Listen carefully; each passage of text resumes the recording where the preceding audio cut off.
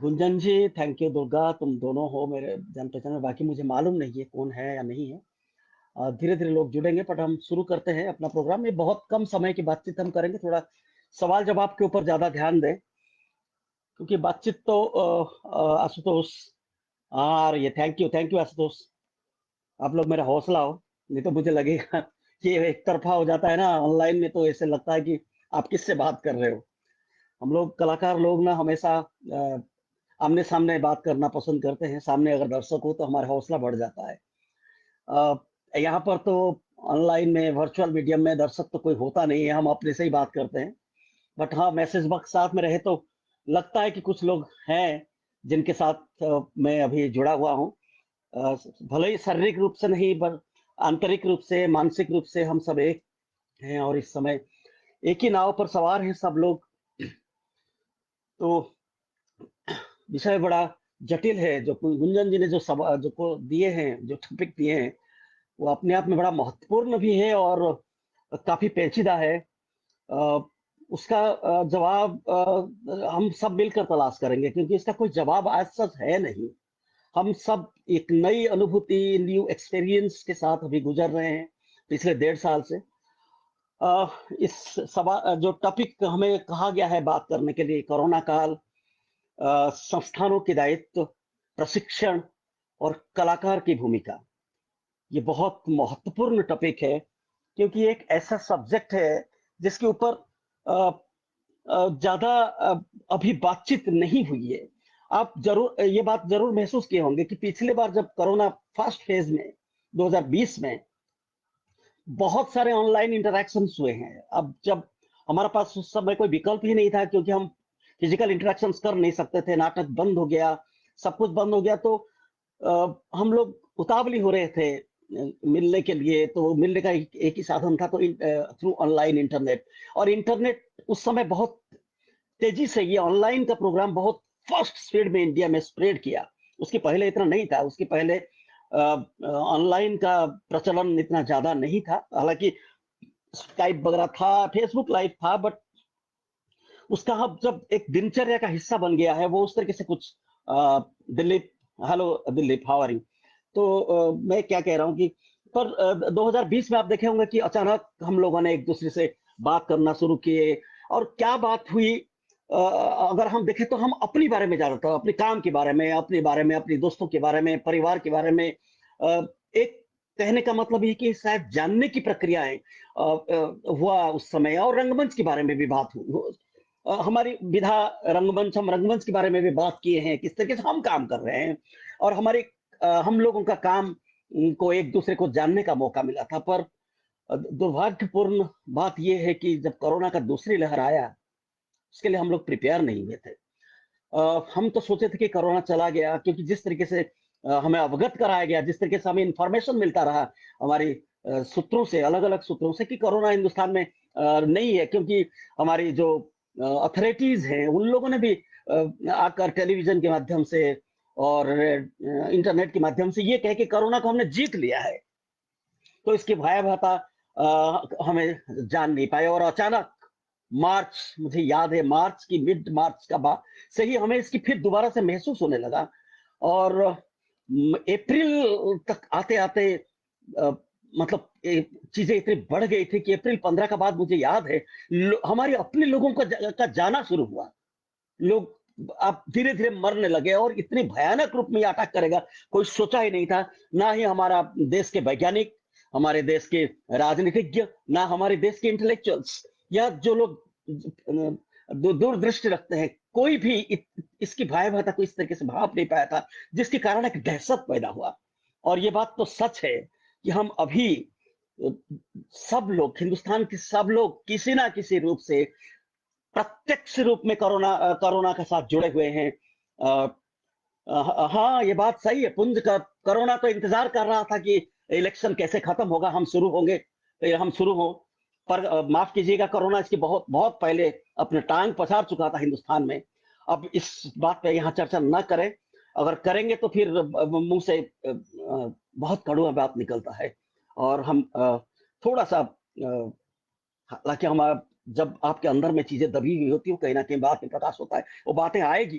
इसके ऊपर मैं बात करूंगा, बिल्कुल करूंगा। मैं निडर भाव से बात करूंगा क्योंकि मुझे किसी चीज की डर नहीं है।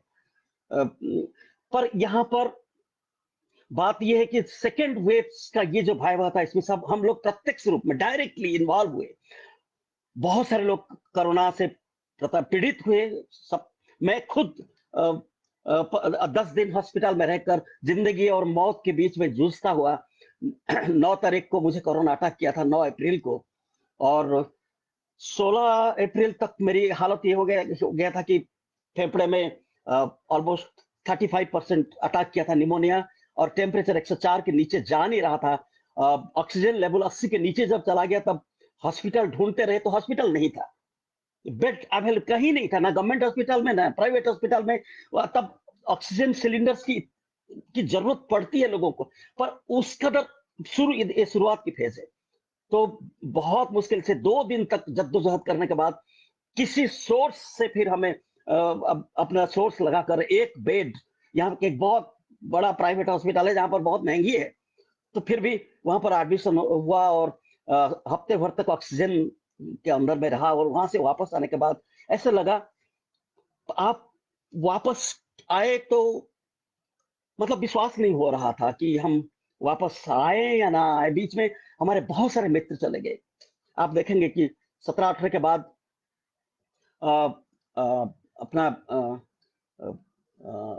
हमारी एक स्टूडेंट है प्रज्ञा और संज्ञा उपाध्याय। तो उनके पिताजी रमेश चंद्र उपाध्याय मेरे बहुत सीनियर दोस्त की तरह थे, वो भी चले गए। एनएसडी के बहुत सारे लोग चले गए, राजन चला गया, अब नाम याद भी नहीं आ रहा है। उस समय बहुत सारे लोग चले गए, तो इतना डर लग रहा था कि शायद मैं वापस नहीं आ पाऊंगा। पर हाँ, एक विल पावर होता है, काम करता है। हम लोग तो जुझारू हैं, हम तो हमेशा संघर्षशील रहे हैं। फ्रीलांसिंग करते करते करते करते ये शरीर इतना मजबूत हो चुका है कि संघर्ष हमारे जीवन का एक ध्येय बन गया है, चाहे किसी भी कंडीशन में आप रहे। तो हम जिंदगी के साथ, मौत के साथ संघर्ष किए, और ईश्वर ने चाहा शायद इसको वापस भेज दिया जाए, तो आई केम बैक। आने के बाद जिंदगी बदल गई है। अब डर लगने लगता है, ये जिंदगी इतनी अनमोल है कि इसको सच में कोई नहीं खोना चाहेगा। हम भी नहीं चाहते इसको इसको खोना। तो थोड़ा ध्यान रखना पड़ता है। अभी भी शरीर प्रॉपरली वो एनर्जी अभी वापस नहीं आया है। It will take time. मई के महीना पोस्ट कोविड सिचुएशन में जो रहा, हालत और ज्यादा मतलब रहा, वीकनेस, और उसके बाद वोमिटिंग, टॉयलेट, पेट की खराबी, और शरीर में दाने हो गए, ये सब चीजें लक्षण होता ही है ये। पर अभी थोड़ा सा ठीक होने के बाद हम दोबारा से आप लोगों के सामने बात करने के लिए आज उपस्थित हुए हैं। कुछ चीजें जरूर रखूंगा क्योंकि ये एक बहुत बड़ा सवाल जो गुंजन ने हमारे सामने रखा था। कोरोना काल में संस्थान की दायित्व, रंग संस्थाएं, और रंग संस्था चलेगा कैसे। कल मैं सुरेश शर्मा जी की बात सुन रहा था। मैंने पूरा 1.5 घंटा बैठकर उनको सुना। बहुत अच्छी बात उन्होंने कही है, कुछ चीजों को उन्होंने टच किया है। पर एक चीज मैं वहाँ कुछ चीजों में डिफर भी करता हूँ, ससम्मान, उनको पूरी सम्मान के साथ कुछ चीजों में उनको डिफर करता हूँ। और कुछ नई बात उसी को आगे बढ़ाते हुए मैं बात करूंगा कि कलाकार, आप सोचिए कि पिछले 1.5 साल से कोई भी रंग संस्थान के से जुड़े हुए कलाकार शायद कोई ढंग का प्रस्तुति नहीं कर पाया। बीच में कुछ महीने जरूर ओपन हुआ था, पर वो भी ना के बराबर, दर्शक आना बहुत मुश्किल था। तो हमारी रोजी रोटी, इसके ऊपर बात किया जाए, हमारे रोजी रोटी का साधन तो दर्शक होता है। जब दर्शक नहीं आएगा, हमारे नाटक नहीं देखेगा, तो रोजी रोटी की समस्या होती है। आप थिएटर एक्ट, हम लोग जो एमेचर में काम करते हैं या प्रोफेशनल थिएटर एक्टर्स हैं, उनकी बात को भी छोड़ दीजिए। आप गांव दूर दराज में जाके अगर हम देखते हैं, हमारे फोक आर्टिस्ट, हमारे जो वो छुटकर कलाकार, जो गांव में उसके पूरी जीवन का रोजी, तो उसके जीवन का जो ध्येय है वो रंगमंच है या संगीत है या नृत्य है, वो अगर प्रोग्राम नहीं करेगा तो उसका वो जी नहीं पाएगा। तो आप 1.5 साल से लोगों ने काम बंद कर दिए हैं। तो घर के बर्तन भी लोगों ने बेचे हैं। और कुछ लोग बताते हैं, कुछ बताते नहीं है, क्योंकि हम लोग स्वाभिमानी होते हैं। मोटे तौर पे इतनी स्वाभिमान कलाकार के अंदर होता है कि हम आपस में भी शेयर नहीं करते हैं कुछ बहुत पर्सनल चीजें। तो ये बात भी सच है कि हम अब खुद अकेले हर जगह अकेले हो जाते हैं। तो ऐसी स्थिति में लोगों ने अपने बर्तन बेचे हैं। और मैंने अभी कुछ दिन पहले एक मैसेज मैंने पढ़ा था या सुना था, न्यूज़पेपर में शायद, या बात हुई होगी, मुझे याद नहीं आ रहा है। तो आर्टिस्ट ने अपना इंस्ट्रूमेंट्स बेचना शुरू कर दिया है। तो इससे ज्यादा दुख की बात और कुछ नहीं है। कलाकार जब अपने इंस्ट्रूमेंट बेचे अपने दो वक्त की दो जून रोटी के लिए, तो वो कैसे उस मतलब उसका क्या, इसके आगे कोई कोई इसके आगे चीज है नहीं। तो बहुत सारे कलाकार मर रहे हैं, कुछ लोगों ने सुसाइड भी किया है। इस सब के पीछे का कारण आज यहाँ पर बैठ के हम लोग इसके ऊपर तर्जमा कर सकते हैं। हो सकता है कि मैं इसका ऊपर मेरी जवाब हो सकता है कुछ लोगों को सही सही न लगे। रोजी रोटी या ये जो संस्था के अंदर काम करने वाले जो कलाकार, हमारे रंगमंच में जितने सारे कलाकार संपूर्ण रूप में रंगमंच का साथ जुड़े हुए हैं, मैं उन लोगों की बात नहीं करूंगा जो लोग अमेचर थिएटर में या किसी थिएटर में काम करके और दूसरे काम भी करते हैं, नौकरी भी करते हैं। मैं और उससे अपना रोजी निकलता है। बात सच है कि Indian theatre, Indian amateur theatre ज्यादातर उन लोगों के ऊपर डिपेंड करता है जिनकी रोजी रोटी का साधन कुछ और है। रंगमंच संपूर्ण प्रेम की वजह से लोग रंगमंच करते हैं। और इंडियन थिएटर को अगर सच में कंट्रीब्यूट किया है तो वो है अमेचर थिएटर। दिन में कुछ काम करें और सुबह या रात को हम इकट्ठे हों शाम को, और पूरी शिद्दत के साथ अपने पैसे लगाकर भी और रंगमंच को जिंदा रखा है। और उसी से जो न्यू एक्सपेरिमेंट्स हुआ है वो प्रोफेशनल कंपनीज ने नहीं दिया है। प्रोफेशनल कंपनीज या कंपनी थिएटर कहिए आप, पुराने दिनों से भी लेकर आज तक जितने सारे कंपनी थिएटर्स हैं, जो अनुदान या जो लोगों के ऊपर आप अनुदान में डिपेंड करने वाले आर्टिस्ट की बात नहीं कर रहा हूँ, रेपर्टरी की बात नहीं कर रहा हूँ। मैं उन रेपर्टरीज की बात कर रहा हूँ जो दूर दराज जो डिपेंड करते हैं। कला कलाकार डिपेंड करता है ऑडियंस के ऊपर। एक एक हेलो हेलो। हाँ सर, नमस्कार। I am in a meeting, can I talk to you after some times? ठीक है, थैंक यू। सो ऐसे लोग जो जिनकी रोजी रोटी थिएटर है और वो सिर्फ डिपेंड करते हैं ऑडियंस के ऊपर, टिकट्स के ऊपर, तो वो लोग एक्सपेरिमेंट या वो जोखिम नहीं बोल सकते, क्योंकि लोगों को जो पसंद है वो दिया है और बहुत अच्छा काम भी किए हैं कुछ अपवाद को छोड़कर। बट जो एमेचर थिएटर है, जो हम लोगों की वर्ग का जो रंगमंच है, वो संपूर्ण रूप में रंगमंच के ऊपर डिपेंड नहीं किया है।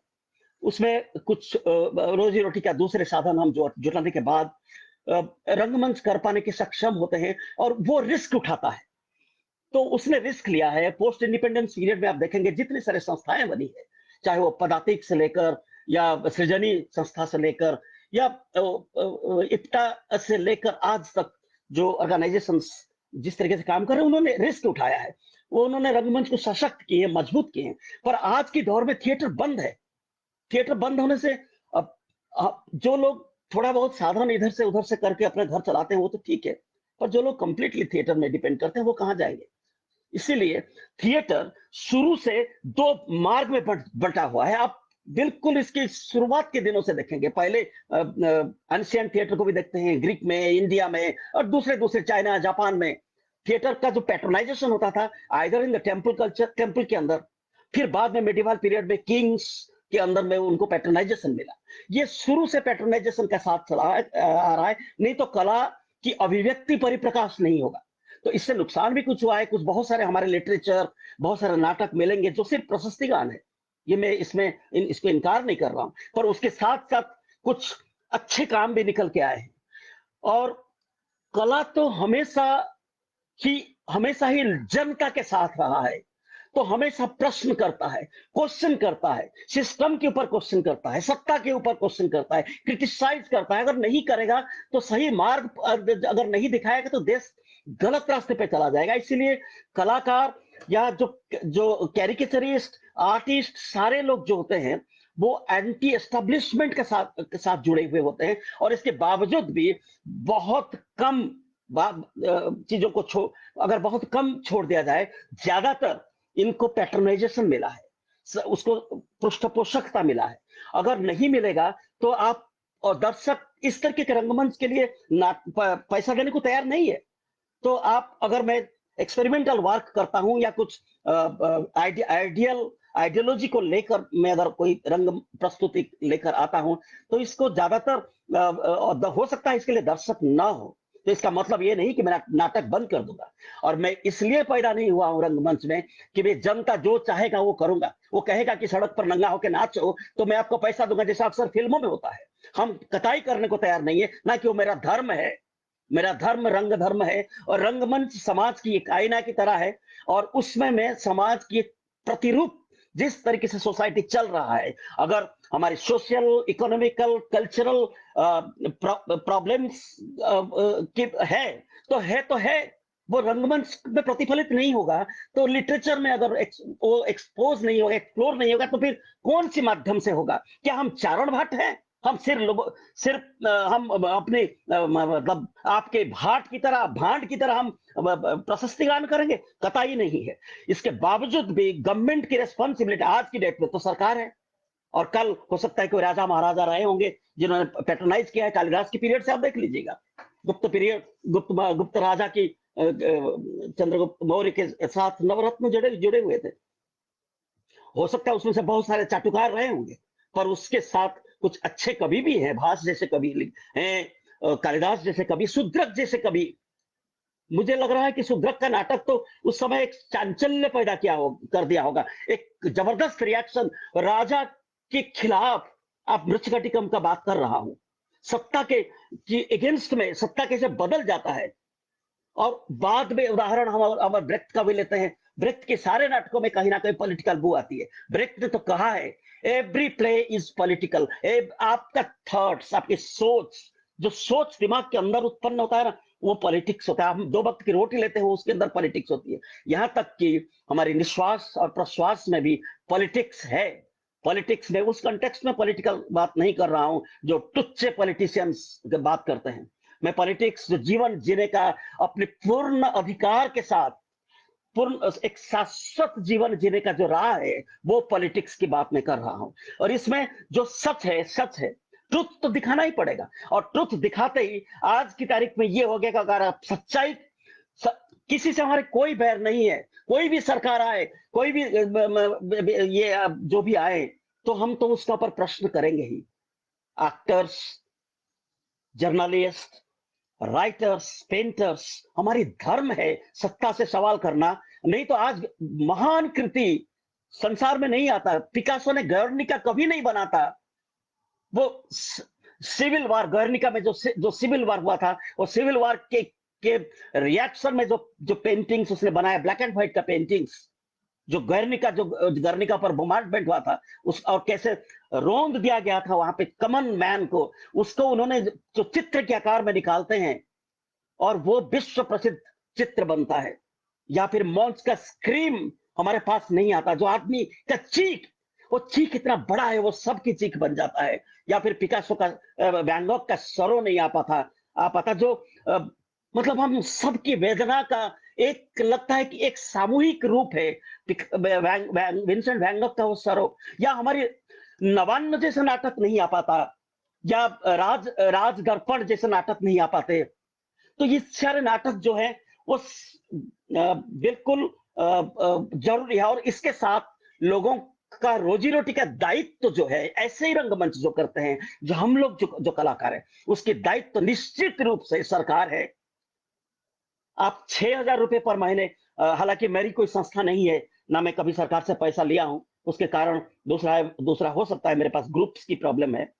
पर जिन लोगों ने, जो ग्रुप थिएटर ने जो काम करते हैं, चाहे कैसे भी मतलब आपके खिलाफ भी बोले, तो निंदुक तो रखना ही पड़ेगा। हमें तो निंदा करेंगे ही तुम्हारा, ये तो हमारा मतलब क्या कहते हैं, हमारा धर्म है। हम बिल्कुल निंदा करेंगे ताकि आप उसके साथ अपने को सुधार संभाल कर चले। फिर भी हमारा रोजी रोटी तुम्हारी जिम्मेदारी है। इस चीज को हमारी भारत सरकार ने निभाया नहीं। मैं खबर रखता हूं लोगों को, जो 6,000 रुपए भी आप देते हैं ना पर महीना आर्टिस्ट का सैलरी, उससे भी लोगों का घर चलता है। उससे लोगों का घर चलता है। और पिछले 2 साल से, शायद 2-2.5 साल से, लोगों को पुरानी बकाया रेपर्टरी का ग्रांट्स नहीं मिला है। और हाँ, कुछ लोग कहते हैं कि रेपर्टरी ग्रांट पे क्या घर चल जाएगा। मैं कहता हूं यस, चलता है। मैं आपको उदाहरण दे सकता हूं। तो 6,000 रुपए बहुत होता है कुछ लोगों के लिए। गांव दूर दराज में जो आर्टिस्ट काम करते हैं, वो 6,000 रुपीज में अपना घर चलाने के कम से कम एक मेजर हिस्सा अनाज तो घर को आ जाता है, वो नहीं हो पा रहा है। तो क्या सरकार का दायित्व बोध नहीं है कलाकार के बारे में सोचने के लिए? कलाकार अब ये बात जानते हुए कि हम लोग टिकट के ऊपर डिपेंड नहीं है, और टिकट के ऊपर डिपेंड होने से we have to compromise every time, and artist, real artist never wants to compromise. कभी भी कंप्रोमाइज नहीं करेगा। वो भूखा मर जाएगा तो भी कंप्रोमाइज नहीं करेगा। वो अडिग खड़ा है। कर उसको संरक्षण देना संस्थाओं का काम नहीं है। हमारी जो सरकारी संस्थान है, हमारी जो 6-8 जो बड़े बड़े सरकारी संस्थान हैं, जो cultural centres, regional centres, academies, school of drama, Kathak केंद्र, ये जो बड़े बड़े ऑर्गेनाइजेशंस हैं, जो सरकार से बड़े अनुदान लाते हैं, क्या उनकी जिम्मेदारी नहीं था कि पिछले 1.5 साल में इन लोगों के लिए इनडिस्क्रिमिनेशन के रूप में, मैं कह रहा हूं, मैं सिर्फ राष्ट्रीय नाट्य विद्यालय के एक्टर्स से का बात नहीं कर रहा हूं, इन जनरल भारत में जितने लोग काम करते हैं और जो सीरियस रंगकर्मी है, क्या उनके बारे में सोचने का इनकी जिम्मेदारी नहीं था? क्या कभी इस संस्थाओं के निर्देशक, इस संस्था के चेयरमैन, इस संस्था के जो भी इसका सोसाइटी के मेंबर्स हैं, क्या कभी उन्होंने आम कलाकार के बारे में सोचा है? मैं आज इस प्लेटफॉर्म के ऊपर इन लोगों के ऊपर ये सवाल कर रहा हूं, क्या आपकी जिम्मेदारी नहीं था? क्या आप वहां पर बड़े चेयर में बैठकर आप बड़ी बड़ी भाषण देना जानते हैं? क्या आप किसी का जो गांव दूर दराज में जो कलाकार मर रहा है, क्या क्या आप उसके बारे में सोच नहीं सकते थे? कि ये जितने सारे संस्थान हैं, मुझे मालूम है, अच्छी तरह से मालूम है कि इन्होंने पिछले 1.5-2 साल से जो इन्होंने अपना रोजगार, जो इनको जो अनुदान मिलता है, जो हमें नहीं मिलता है, इन संस्थाओं का अनुदान में कमी नहीं है। इनको करोड़ों के अनुदान मिलता है। ये जो 6, 8, 10, 12 पता नहीं कितने हैं, पेंटिंग्स में भी बहुत हैं, डांस में हैं, थिएटर में हैं, ललित कला में है, लोक कला में, फोक में है। तो इन लोगों को जो अनुदान मिलता है, क्या उस अनुदान को इन्होंने खर्चा किया प्रॉपरली? निश्चित रूप से नहीं किया है। मैं प्रैक्टिकली कह रहा हूं। मैं तो एक संस्था को जानता हूं, संगीत नाटक अकादमी है, राष्ट्रीय नाट्य विद्यालय है, ऐसे संस्थाओं को तो मैं जानता हूं और इनकी गतिविधियों के बारे में मुझे बहुत अच्छी तरह से मालूम है कि इन लोगों ने अपनी जो प्रस्तुति के लिए जो पैसे आते हैं, जो एकेडमिक्स के लिए पैसे आते हैं, वर्कशॉप्स के लिए पैसे आते हैं, या थिएटर फेस्टिवल्स के लिए पैसे आते हैं। मैं किसी एक संस्था को आक्षेप नहीं कर रहा हूं। मैं ये थिएटर में क्योंकि मैं रंगकर्मी हूं, रंगमंच में जितने संस्थान हैं, उनके पास जो आर्थिक अनुदान आते हैं, उन्होंने उसको बिल्कुल खर्चा नहीं कर पाए होंगे। बिल्कुल, ये बात तो सच है। आप अगर झूठ बोलेंगे कि आपने खर्चा कर दिया है, ये तो सरासर झूठ होगा। आपने कतई नहीं किया होगा। हो सकता है कि 60% पैसे आपके पास बचे हुए हैं। क्या कभी सोचा है कि एक कमिटी फॉर्म कर दिया जाए और इस जो पैसे जो आपके पास सरप्लस मनी है, सरकार को इसके साथ लेकर, क्या आप कलाकार जिनको जरूरत है, कोई भीख नहीं मांग रहा है आपसे, हम काम चाह रहे हैं, क्या आप ऑनलाइन में कितने वर्कशॉप करते हैं और किन लोगों को काम दिया है? राष्ट्रीय नाट्य विद्यालय के निर्देशक को मैं बात पूछ रहा हूं, राष्ट्रीय नाट्य विद्यालय के चेयरमैन को बात पूछ रहा हूं, आपने पिछले 2 साल में कितने वर्कशॉप किए हैं? और किए भी हैं तो किन लोगों को काम दिया है? आप उन लोगों को काम दिया है जिन लोगों के पास काम ही काम है, काम की अभाव नहीं है। मैं कह रहा हूं मुझे काम मत दीजिए, पर उन लोगों को काम जरूर दीजिए जो टैलेंटेड है, यंग लड़के हैं, सफर कर रहे हैं, मर रहे हैं भूखे। आपने कभी भी उनके बारे में नहीं सोचा। ये आक्षेप मैं डायरेक्टली आप लोगों को कर रहा हूं। मुझे कोई डर नहीं है, बात बिल्कुल सच है। मेरा कलाकार भूखा मर रहा है और आप वहां पर कुर्सी पर बैठ के अपना जो सैलरी लेते हैं, आप सोचते हैं कि सिर्फ एक संस्थान, अगर संगीत नाटक अकादमी है तो वो सोचता है कि सिर्फ वहां पर आपके जो 100-200 कर्मचारी है उन्हीं के लिए हैं। आप हिंदुस्तान के हर एक आर्टिस्ट के लिए जिम्मेदार हैं। राष्ट्रीय नाट्य विद्यालय को भी कह रहा हूं, वो भी सबके लिए जिम्मेदार हैं। आप सिर्फ 40, 60, 100 बच्चों के लिए नहीं है। वो जमाना चला गया जो राष्ट्रीय नाट्य विद्यालय हमारे समय में एक छोटा सा स्कूल था। अब वो विशाल एक पूरा रंगमंच का, कह सकते हैं कि भारतीय रंगमंच की दिशा और दशा को निर्धारित करने वाला संस्था है। और हर एक आदमी, irrespective of a student of drama school और not a student of drama school, किसी ना किसी रूप से आपका साथ जुड़ा हुआ है। और क्या आपने उसके बारे में सोचा? अगर आपका पास कुछ पैसे हैं, जो बिल्कुल है, अगर आपने वापस नहीं किया है, कल आप बोल रहे थे कि वापस नहीं किया, हम आपको बात को मानते हैं कि आपने वो वापस नहीं किया है, पर वो खर्चा भी तो नहीं हुआ है। जब खर्चा नहीं हुआ है तो क्या आप उसको वापस कर देंगे? अगर कर देंगे, करने से पहले एक बार सोचिए, क्या उस गरीब कलाकार की मुंह में उससे एक और दाना मिल सकता है? भीख से नहीं, काम देकर। आप ऑनलाइन में बहुत सारे काम कर सकते हैं। कल मैंने सुना था, सुरेश जी बोल रहे थे कि बच्चों का वर्कशॉप किया था उन्होंने पहाड़ों में जहां बर्फ है। बिल्कुल सही बात है, ऐसे वर्कशॉप बहुत बहुत कीजिए, दूर दराज में कीजिए। इस समय इसकी जरूरत है। इसमें दो चीज का फायदा होगा। एक तो बच्चों को अपना काम मिल रहा है, बच्चों को अपना वर्कशॉप का फायदा लुत्फ उठाएंगे, और उससे सीखे। दूसरी जो सबसे बड़ी फायदा होगा, हम अपनी श्रमदान करके उसकी बोलेंगे, आपसे पारिश्रमिक लेंगे, तो ये पारिश्रमिक रेस्पेक्टेबल है। तो वो मैं आपको अनुरोध करता हूं, मैं अथॉरिटीज को अनुरोध करता हूं कि आप इसके बारे में सोचिए, बिल्कुल सोचिए। मर रहा है कलाकार इस समय, ना सरकार ने कभी नहीं सोचा। हर एक आदमी के साथ सरकार ने सोचा है, सरकार ने सबके बारे में सोचा है। अब पर सरकार कला को सबसे निकृष्टतम समझ लिया। वो सोच लिया शायद इसकी कोई जरूरत नहीं है। ऐसे भी ये जो सरकार अभी है, वो बहुत ही रूढ़िवादी परंपरा को बिलीव करते हैं। शायद आधुनिक रंगमंच, जिस तरीके से हम थिएटर करते हैं, वो इसको वो एक्सेप्ट नहीं करेंगे। तो करते नहीं होंगे शायद। तो इसीलिए शायद अब हम लोगों को परे कर दिया कि ये लोग बेकार हैं, इनकी जरूरत नहीं है, क्योंकि ये बक बक बक बक हमेशा करते रहते हैं। वरना सरकार निरपेक्ष होना चाहिए, गवर्नमेंट संस्थाएं भी निरपेक्ष होना चाहिए, और बिल्कुल हमारी हित के बारे में सोचना चाहिए। क्योंकि कलाकार बचेगा तो कला ही बचेगा। मेरे पास कोई साधन नहीं है सिवाय कलाकार कृति करने के लिए। मैं अपनी बात नहीं कर रहा हूं, I am representing practitioners, those who are suffering in this corona period. आप उनका अनुदान रोक दिए। आप होते कौन है किसी का अनुदान रोकने के लिए? ये पैसा आपकी जेब से नहीं जाता है, ये पैसा हमारी पैसे हैं, हमारे टैक्स पेयर्स का मनी है। और ये मेरी मेरी अपनी सैलरी से कटती है, आपकी सैलरी से भी कटता है। आप लोग जो लोग टैक्स पे करते हैं, और ये हमारी पैसा है, हमें मिल रहा है। इसमें आपका क्या जाता है जेब से? और आप इसको क्यों रोक रखे हैं? और आप ऐसे करके सोचते हैं कि बहुत बड़ा उद्धार कर लेंगे देश का। कुछ फायदा नहीं होने वाला नहीं है। कलाकार नहीं रहेगा तो कला समाप्त हो जाएगा। ये समस्या हमारे लिए तो नया है, पर ये तो विश्व में हमेशा होता ही रहता है। तो हुआ है, बहुत दिनों से हो रहा है। और इवन मैं तो ये भी जानता हूं, जहां तक पढ़ा हूं, Shakespeare, the great in world play right Shakespeare, जहां पर सारी मतलब literature, dramatic literature, western literature, English literature आके समाप्त हो जाती है।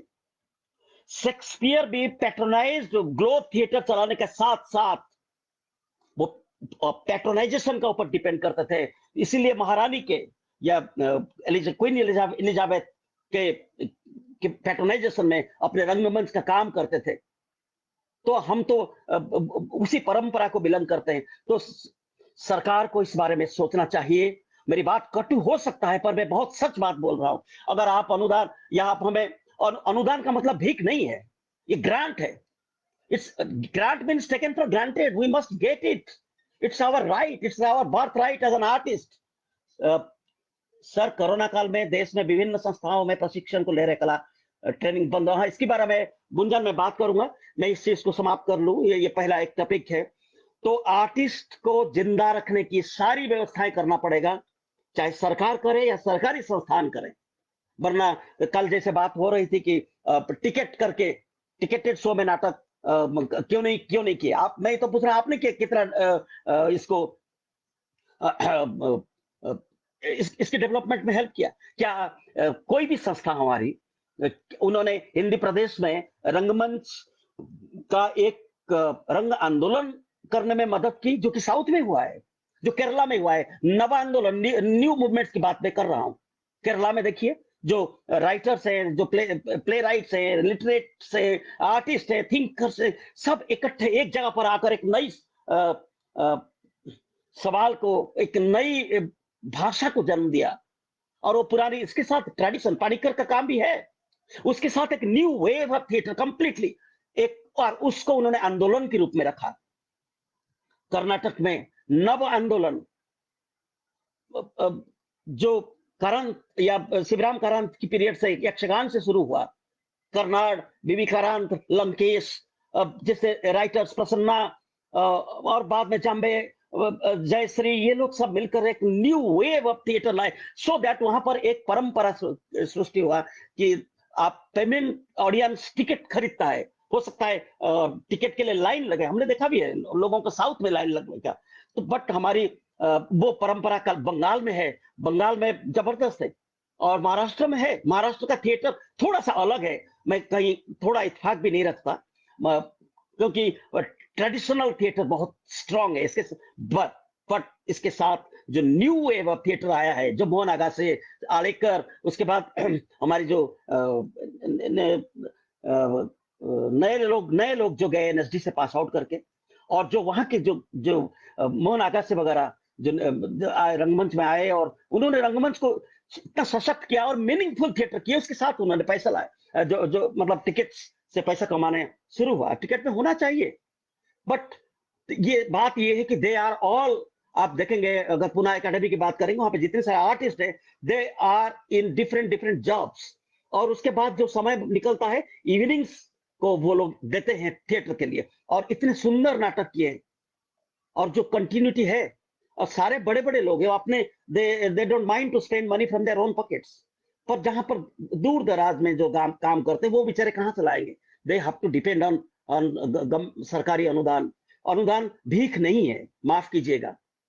तो यहाँ पर इस बात को मैं, अच्छा दूसरी बात मैं इसी के साथ जोड़ना चाहता हूं कि हमारी जो रंगकर्मी है, जो ग्रांट्स मिलता है, जबकि मैं कभी ग्रांट शायद 1-2 बार लिया हूं और उसका हिसाब दे नहीं पाया, तो इसलिए मैं दोबारा मुझे डर लगता है, मैं ग्रांट्स लेता नहीं क्योंकि मुझे हिसाब नहीं आता कैसे किया जाए, पर जिन लोगों ने इसका हिसाब रखे हैं वो इस बात को जानते होंगे कि जो पैसा उनको मिलता है उसमें प्रोडक्शन के लिए अलग मिलता है या नहीं, मुझे नहीं मालूम है। तो प्रोडक्शन ग्रांट्स जो है, एक इंडिविजुअल ग्रांट था जो आर्टिस्ट, वो बंद हो गया, वो बंद होना लाजमी था क्योंकि बहुत सारे पैसे का दुरुपयोग हुआ, पर उसके साथ भी कुछ आर्टिस्ट जो रियल कर्मी थे वो सफर कर गए, जो लोग अच्छा काम करने वाले, जिनके पास संस्था नहीं, लाइक मेरे पास कोई संस्था नहीं है आज, सब रजिस्टर्ड संस्था ऐसे ही फॉर्मल संस्था एक पड़ा हुआ है, बट कभी ऑडिट नहीं कर पाए, पर जो लोग संस्था चलाते हैं या जिन लोगों ने इंडिविजुअली अच्छा काम करते हैं, तो उन लोगों ने सफर किया, उसका कोई दूसरा विकल्प निकले ताकि उन लोगों ने भी इंडिविजुअली कुछ काम करें और अच्छा काम करते हैं। और मैं ये बात जानता हूं, अच्छा रंगकर्मी जो है वो कभी हिसाब नहीं रख सकता, आप बहुत रेयर क्वालिटी होगा, आप एक अच्छा आर्टिस्ट भी है और एक अच्छा ऑर्गेनाइजर भी, ये बहुत रेयर क्वालिटी होता है। हमारे देश में बहुत सारे लोग हैं जिनको एक जो सुपरलेटिव में है दोनों माध्यम में, पर ज्यादातर आर्टिस्ट के साथ ये प्रॉब्लम रहता है, तो वो अपना हिसाब, अकाउंट्स और प्रोडक्शन देखेगा या पैसे का हिसाब करेगा या किसी का ऊपर डिपेंड करेगा, कोई मैनेजर रखेगा, तो जो भी है कोई विकल्प इनके ऊपर निकलना चाहिए, सो दैट उन लोगों को भी इसका लाभ मिले, सरकारी जो भी इसके बोर्ड में है तो वो इस चीज को जरा ध्यान रखें। तो ये बात रही, अब हम बात करते हैं ट्रेनिंग को लेकर। मुझे अपना गुंजन ने बहुत सारे सवाल दाग दिए हैं गोली की तरह। सर, कोरोना काल में देश के विभिन्न संस्थाओं में प्रशिक्षण ले रहे कलाकार छात्र की पूरी ट्रेनिंग बंद हो गया है। छात्र का प्रशिक्षण कैसे पूरा होगा, या उन्हें कैसे उन्हें ऐसे ही बिना तैयारी किए पास कर दिया जाएगा, तो भविष्य के साथ खिलवाड़ नहीं तो और क्या है। आप जरूर इस विषय पर प्रकाश डालें। बिल्कुल गुंजन, ऐसे ही सवाल एक रांची से एक युवा रंगमंच रांची ने भी मुझे पूछा है। एनएसडी के 2 batch, first year and second year, 15 माह से घर में बैठे हुए हैं, उनके प्रशिक्षण का क्या किया जा सकता है, देश की भावी रंग कर्णधार है। मैं इसके ऊपर आप अगर क्वेश्चन नहीं भी पूछते तो मैं इसके ऊपर बात बिल्कुल करने वाला था, क्योंकि मैं एकेडमिक्स का साथ जुड़ा हुआ हूँ और राष्ट्रीय नाट्य विद्यालय के साथ भी जुड़ा हुआ हूँ, एकेडमिक काउंसिल का साथ, और एक संस्थान का साथ तो प्रत्यक्ष रूप में मैं पढ़ाने का जिम्मेदारी मेरे ऊपर है। तो इस सब चीजों को आप ध्यान में रखते हुए हम एक्चुअली एक नई विपदा के साथ गुजर रहे हैं अभी, ये हमारे लिए भी नया है, स्टूडेंट्स के लिए भी नया है कि ऑनलाइन टीचिंग, जबकि पूरी विश्व में इस समय ये क्राइसिस है। अब कल इस बात को लेकर सुरेश जी बोल रहे थे कि पूरी जब मतलब जब यूरोप में, अमेरिका में जब ऑनलाइन में हो रहा है तो हमारे यहाँ पर क्यों नहीं है।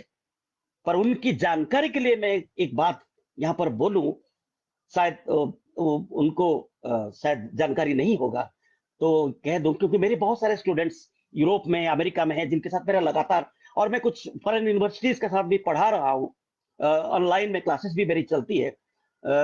तो इस सब को ध्यान में रखते हुए मैं कह रहा हूँ ये समस्या वहां भी है जो समस्या हम हमारे बच्चे फेस कर रहे हैं, और टीचर्स का उससे ज्यादा समस्या है। टीचर्स को कोर्स कंप्लीट करना है और थिएटर जैसे एक सब्जेक्ट जो कि लाइव मीडियम है, वो ऑनलाइन में how it is possible? It cannot be possible. आप ऑनलाइन में टीचिंग, आप राडा की बात कर रहे हैं, निडा की बात कर रहे हैं, और आप कोई भी संस्थान की बात कर रहे हैं, वहां पर पूछ लीजिए। हम भी जिस तरीके से एनएसडी या यहाँ पर जितने सारे थिएटर इंस्टीट्यूट्स हैं, या जितने ड्रामा विभाग है, नाट्य विभाग हैं, वो भी जिस प्रॉब्लम के साथ गुजर रहे हैं, सारे विश्व की हर एक संस्थान उसी प्रॉब्लम के साथ गुजर रहा है, क्योंकि एक लाइव मीडियम को वर्चुअल मीडियम में कैसे ट्रांसफर कर दिया जाए। तो जिन लोगों ने अब ये ऑनलाइन की प्रक्रिया शुरू की, वो it is a great compromise with students, it's a great compromise. बच्चों का साथ खिलवाड़ कभी कभी हो जाता है, पर यहां विकल्प हमारे पास कुछ भी नहीं है, ये बात भी सोचना पड़ेगा। विकल्प नहीं है, तो जब विकल्प नहीं है तो हमें या फिर कंप्रोमाइज करना पड़े, या कंप्लीटली, जैसे हमारे स्टूडेंट्स ने, एनएसडी के स्टूडेंट्स ने बगावत की है, हमारे डिपार्टमेंट के स्टूडेंट्स ने कह दिया है कि हम ऑनलाइन में क्लास नहीं करेंगे, और हम टीचर्स उसको एक्सेप्ट किया है। Yes, we cannot do a online course because there is no practice, it cannot be practice based. हम थ्योरीज आपको पढ़ा सकते हैं, जैसे सोशियोलॉजी सब्जेक्ट में, अपनी यूनिवर्सिटी की बात कर रहा हूँ, सोशियोलॉजी, फिलोसफी, पॉलिटिकल साइंस, ये जो सब्जेक्ट्स हैं जिसमें थ्योरीज बिल्कुल नहीं है, प्रैक्टिकल बिल्कुल नहीं है, तो उनके लिए कोई प्रॉब्लम नहीं है। उन्होंने अपना रेगुलर कोर्स कंप्लीट किए, और बच्चों का एग्जाम्स, वर्चुअल एग्जाम्स कंडक्ट किए, और उन्होंने सेमिस्टर प्रमोट किया। बट ये प्रॉब्लम हमारे थिएटर में हुआ, हम अपने बच्चों का एग्जाम्स कंडक्ट नहीं कर पाए, क्योंकि हम लोगों ने जो थ्योरीज पढ़ाए पहले प्रथम फर्स्ट सेमिस्टर, मतलब नेक्स्ट लास्ट ईयर 2020 में, या फरवरी तक हमारे यहाँ क्लास हुआ था, फिर उसके बाद दोबारा से प्रॉब्लम हुआ। तो कितना पढ़ाए, वी गेट बोर, क्योंकि ये सब्जेक्ट डेमोन्स्ट्रेशन बेस्ड है, ये सब्जेक्ट प्रैक्टिस बेस्ड है। ये सब आपको एक्टिंग अगर मैं पढ़ा रहा हूं तो मैं स्टानिस्लॉवस्की या ब्रेख्ट या मेयरहोल्ड या बारबा की ट्रेनिंग, या आपके साथ बात करते करते I demonstrate the things to the student, so that the student can easily understand the things. अगर मैं मेयरहोल्ड का बायोमैकेनिक्स पढ़ा रहा हूं और उसको मैं डेमोन्स्ट्रेट नहीं कर पा रहा हूं, तो पिक्चर दिखा रहा हूं आपको जो कि बहुत डिस्टर्टेड फॉर्म्स में आता है, तो students can not understand it. तो इसीलिए इसी चीज को ध्यान में रखते हुए हमारी यूनिवर्सिटी ने तो ये डिसाइड किया था 2020 में कि हम एग्जाम्स तभी कंडक्ट करेंगे when we complete a practical course. जो हमारी प्रैक्टिस बेस्ड हमारा जो है यूनिवर्सिटी के सिस्टम में 60-40 रेशियो है, 60% प्रैक्टिस है, 40% थ्योरीज है। सो थ्योरी 40% हम तो पढ़ा दिए, बल्कि ज्यादा पढ़ा है। इस बार के बच्चे जो है, they are we think they are supposed to be more clear in theories, अगर उन्होंने उसको अच्छी तरह से लिए होंगे तो, बट प्रैक्टिस में इनके साथ वो नॉलेज नहीं हो पाया। तो इसीलिए कहा हमारी संस्था ने, हमारी यूनिवर्सिटी ने दिसंबर में, जब अल्टीमेटली स्टूडेंट्स लोगों ने कहा कि will not continue this online classes में एक और समस्या भी आता है। यूरोप अमेरिका में ये प्रॉब्लम्स नहीं है, बट हमारी इंडिया में ये समस्या है। Indian technology is not advanced till today. हमारी इंटरनेट इतना स्ट्रांग नहीं है, गांव में इंटरनेट नहीं है। इस चीज को क्या किसी ने ध्यान दिया है? जो बच्चा गांव में है, क्योंकि हमारे हर एक स्टूडेंट्स, कोई जरूर नहीं कि दिल्ली, बॉम्बे, कलकत्ता या मद्रास या हैदराबाद, बेंगलोर के होंगे। वो जौनपुर का भी हो सकता है, शाहजहानपुर का भी हो सकता है, आजमगढ़ का भी हो सकता है, या किसी दूर दराज के बंगाल की हल्दिया दीघा का भी हो सकता है, या साउथ के किसी कर्नर में भी का हो सकता है। तो जहां पर इंटरनेट सुविधा नहीं है, तो इससे क्या वो स्टूडेंट वंचित हो गया ना। तो फिर हमने उसको क्या किया, उसके लिए अन्याय हुआ। एंड वो भी तो एग्जाम्स देगा। तो या फिर कभी कभी ये भी होता है कि डाटा खत्म हो जाता है। जो यूरोप अमेरिका में ये प्रॉब्लम नहीं है, वहां पर इंटरनेट इतना फास्ट है वहां पर बड़ी बड़ी मूवीज को भी आप बहुत कम समय में डाउनलोड कर सकते हैं, और बहुत क्लैरिटी के साथ आप थ्री डी इमेजेस आप दिखाई देता है। पर हमारे यहाँ पर नहीं, हमारे यहाँ वो रेंडर करता रहता है, वो इतनी इरिटेटिंग होता है। तो मेरा कहने का मतलब है कि ये अगर हमें, सरकार ने भी कहा है कि हमें इंटरनेट के थ्रू ऑनलाइन एजुकेशन देना है, तो उसको इंटरनेट को भी उस तरह इक्विप्ड करना चाहिए ताकि गांव में बैठकर इंटरनेट को आप उसी शिद्दत के साथ चला सके, जो कि संभव नहीं है हमारे पास। नहीं, मेरी घर में, मैं पर्टिकुलरली मैं कह रहा हूं, मेरी घर में, मैं जिस गांव को बिलोंग करता हूं, मैं जब घर जाता हूं उड़ीसा में, मैं छत के ऊपर जाना पड़ता है टावर इंटरनेट पकड़ने के लिए। वहां भी 5 मिनट खड़े होने के बाद थोड़ा मतलब बहुत हल्का फुल्का सा ईमेल वगैरह चेक कर देते हैं। फेसबुक वगैरह तो ना, यूट्यूब तो इम्पॉसिबल है।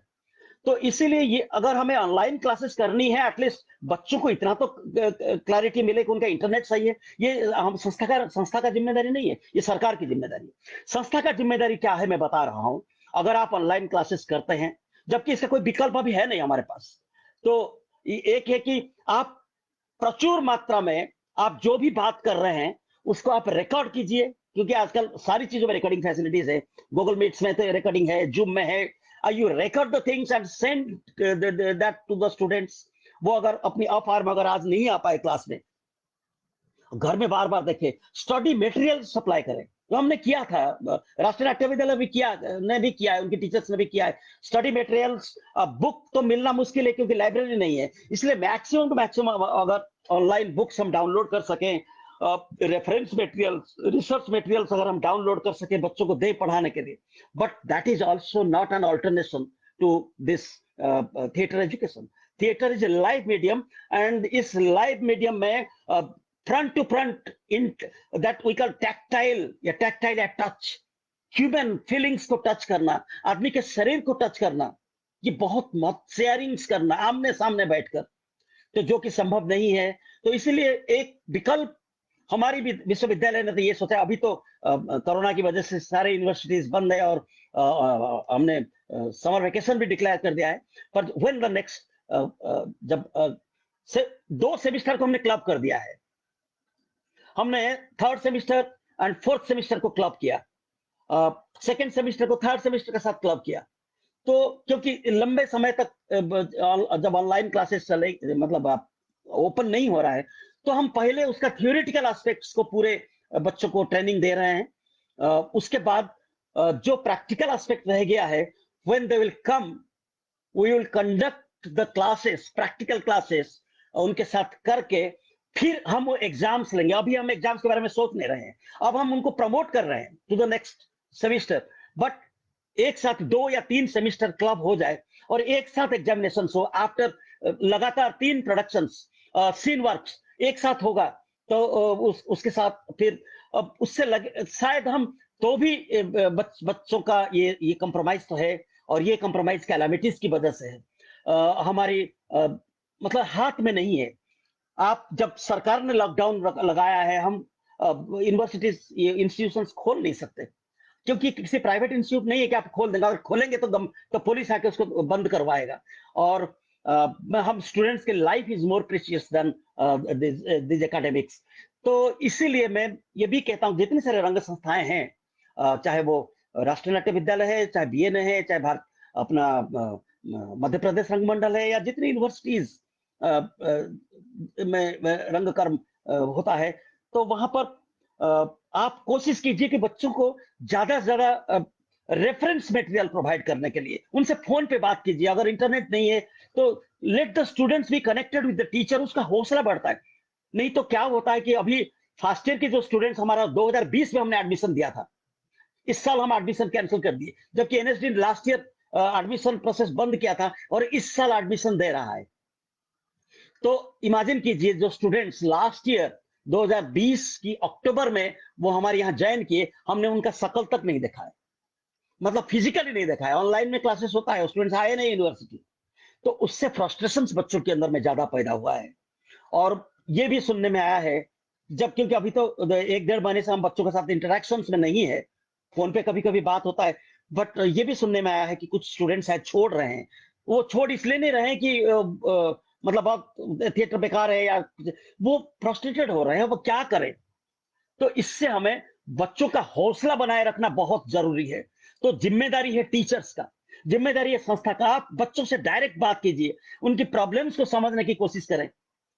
स्टूडेंट्स को सैबोटाइज ना किया जाए, इस समय उनको डांटा ना जाए, उनको प्यार से समझाया जाए, क्योंकि वो नासमझ नहीं है, 21 साल के ऊपर के हैं, ऑल आर एजुकेटेड। एंड हमसे, मैं तो यंग जनरेशन के जो स्टूडेंट्स हैं उनको देख के मैं कभी कभी एक्साइट होता हूं। अब मैं अपनी समय पीरियड को कंपेयर करता हूं, जब 80 के दशक में या 70 की आखिरी दशक में या 80 के बिगनिंग में जब हम थिएटर में आए थे, तब हमारी आईक्यू और आज के जो स्टूडेंट्स है, चाहे वो एनएसडी का हो चाहे किसी भी संस्था का, स्टूडेंट्स होते हैं, उससे कोई फर्क नहीं पड़ता, सब इक्वल होते हैं। तो उस स्टूडेंट्स की जो आईक्यू है, जो जनरल नॉलेज है, जो इंफॉर्मेशन उसके पास है, वो हमारे पास आने में कम से कम 15 साल लगा, 10 से 15 साल लगा होगा, मैं झूठ नहीं बोलूंगा। तो इसका मतलब हमारे स्टूडेंट्स कितने अवेयर हैं। आप उसका लुत्फ उठाइए, उस स्टूडेंट्स को प्रमोट कीजिए, उसको प्रोत्साहित करना बहुत जरूरी है, उसको पैटिंग की जरूरत है, उसकी सांत्वना देने की जरूरत है, उसको इंस्पायर करने की जरूरत है, उसको आप रेफरेंस मटेरियल सप्लाई कीजिए, and he will definitely read. अगर उसका थिएटर में काम करने का या पढ़ने का इच्छा होगा, वो बिल्कुल पढ़ेगा। और आप एक देंगे तो वो उसका जवाब, सवाल जवाब कीजिए। तो स्टूडेंट से इंटरेक्शंस बहुत जरूरी है, वरना ऐसे फ्रस्ट्रेशन के दौर में, ये जो 2020 से लेकर 23 के बीच में जो 2 बैच या 3 बैच निकलेंगे, आने वाले बैचेस भी, उनकी भविष्य तो अंधकार में रह जाएगा। और उनको मैक्सिमम, जैसे कोरोना खत्म हो तो उनका प्रैक्टिकल का हक से वंचित मत करें।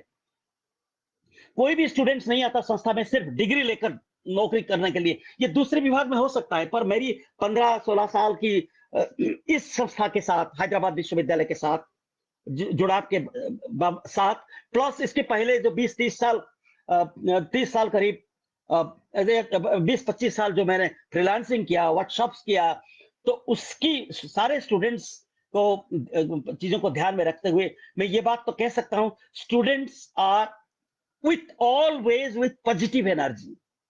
स्टूडेंट्स की पॉजिटिव एनर्जी को आप चैनलाइज किस तरीके से कर रही हैं, ये आपके ऊपर डिपेंड करता है। और स्टूडेंट टीचर को अपना भगवान मानता है, अपने पेरेंट्स को वो तवज्जो नहीं देगा। अगर आप एक बात बोलेंगे तो आपकी बात भले ही गलत होगा, वो सही मान लेगा। तो इसलिए आप समझिए कितनी बड़ी जिम्मेदारी होती है एक शिक्षक की। ये सिर्फ थिएटर की फील्ड में नहीं है, वो सारे विधाओं में। तो इस चीज को, ये आपकी जिम्मेदारी है, और इस जिम्मेदारी को बखूबी निभाना हमारी जो फर्ज बन जाता है। हम अपने स्टूडेंट्स को भ्रमित नहीं कर सकते, उनकी सवाल का जवाब तो देना ही पड़ेगा। अगर पहले के जमाने की तरह गुरु शिष्य परंपरा अब रहा नहीं, हमारे टाइम पे जैसा था टीचिंग, वो टीचिंग अब रहा नहीं है। स्टूडेंट्स क्लास में आने से पहले वो वेल अवेयर होता है कि आप क्या पढ़ाओगे या क्या पढ़ाना है, आज की कोर्सेज क्या है, वो पहले प्रिपेयर करके आता है। मैं आपको एग्जांपल दूं, ये मैं यूएसए में साल भर रह के पढ़ा के आया, 2 यूनिवर्सिटीज में। मैंने इंडियन थिएटर पढ़ाया, हमारे ट्रेडिशनल थिएटर, हमारा नाट्य शास्त्र, हमारी रंगस्थल निर्माण, हमारे थिएटर आर्किटेक्चर, ये सब्जेक्ट पढ़ाने गया था, जो कि उनके लिए बिल्कुल एलियन था। हमारी design, concept of empty space, concept of design, performance के साथ कैसे सारी चीजें जुड़ती है, हमारे यहाँ कैसे परफॉर्मेंस बेस्ड है, और वहां पर एक्टिंग ओरिएंटेड है। तो व्हाट इज द डीप, सो ये चीजें बिल्कुल उनके लिए नया था। पर आप देखिए स्टूडेंट कितना अवेयर है। मैं अमेरिका का स्टूडेंट के लिए नहीं बोल रहा हूं, हमारे स्टूडेंट्स उतना ही अवेयर है। तो वहां मुझे क्लास में, मैं जब फंडामेंटल शुरू करने के लिए गया, तो एमए के क्लास का कोर्स था। एमए को वो लोग ग्रेजुएशन कोर्स कहते हैं। तो वो स्टूडेंट्स मुझे बोल रहे हैं कि sir, don't teach us the basics, we know it. I told them, how you know it? ना, we have read it through internet. मुझे थोड़ी हंसी भी आई, इंटरनेट में बहुत सारे गलत इंफॉर्मेशन भी जाती है, बट स्टिल देन उसके पास, स्टूडेंट्स के पास उतना ही मतलब वो पूंजी तो है इंफॉर्मेशन के लिए, बहुत सारे अच्छे आर्टिकल्स हैं। तो मैं भी इसी तरीके से स्टूडेंट्स को बोल रहा हूं कि आप भी अपने आप को प्रिपेयर कीजिए। Self learning is the best learning. तो और टीचर्स के लिए भी यही है, और पेरेंट्स के लिए, अभिभावक के लिए भी मैं कह रहा हूं, थोड़ा पेशेंस की जरूरत है। हम सब उसी नाव में तैर रहे हैं, अब हमारा पास कोई और विकल्प तो नहीं है। तो हमें किसी भी तरीके से ये मतलब ये झंझा या ये जो साइक्लोन या जो भी हमारा अभी जो डिजास्टर है, उस डिजास्टर को तो पार करना ही होगा। और हम उम्मीद जरूर करेंगे कि ये इसका कुपरिणाम से ज्यादा सुपरिणाम भी हो सकता है। हर एक चीज का दो एस्पेक्ट होता है। मैं स्टूडेंट्स के लिए खास करके बात कर रहा हूं, अगर कुछ स्टूडेंट्स यहाँ जुड़े होंगे तो उनके लिए मैं ये बात मैं बोल सकता हूं कि दो चीज होती है। एक होता है पॉजिटिव और एक होता है नेगेटिव। आप ये जो अभी जो समय चल रहा है, इस समय को अगर आप पॉजिटिवली लेंगे तो शायद इससे भी आप, अब वही वाली बात है, अब आपदा में अवसर, या ये जो भी एक नारा चल रहा है आजकल, हालांकि मुझे कभी हंसी आता है इस चीज को। तो अवसर प्राप्त, ये तो बनिया वाली बात होगी, बिजनेस कर रहे हैं, अवसर ढूंढ रहे हैं। मैं वो बात नहीं कर रहा हूं, पर स्टूडेंट्स इसका फायदा उठा सकता है। मैं बताऊं, नॉट ओनली स्टूडेंट्स, इवन रंगकर्मी, जो भी रंगकर्मी, this is a time for self discovery. ये इंट्रोस्पेक्शन के लिए, आत्ममंथन के लिए, आप अब एकांतवास के लिए सबसे अच्छा समय है। और सबसे अच्छा समय होता है जब आप अपने साथ रहते हैं। दुनिया में कोई भी आपका मित्र नहीं है except you. You are your friend and you are your enemy.